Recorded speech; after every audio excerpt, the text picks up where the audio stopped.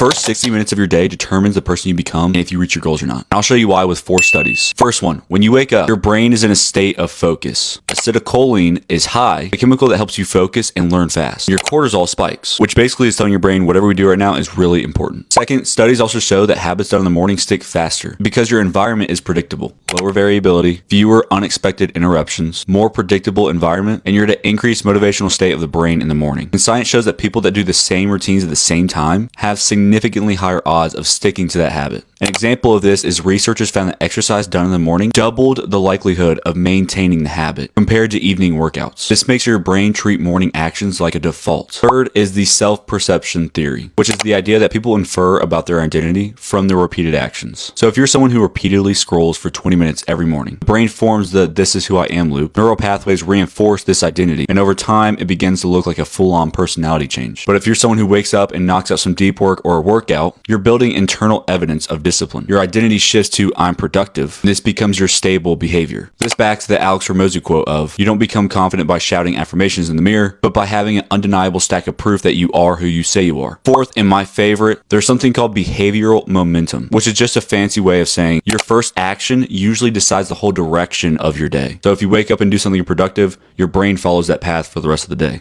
But if you wake up and scroll, your brain's going to follow that path instead. And back to number 3, the self-perception theory. Over time, your brain is going to build its identity based off these repeated patterns. This is why I call it the identity hour. Because what you do in those first 60 minutes after you wake up doesn't just shape your morning. It slowly over time becomes who you are. So instead of spending our mornings consuming TikTok, Instagram, etc., let's spend our mornings creating or producing. Create or produce, whether at the gym or at your desk, in order to reach your goals.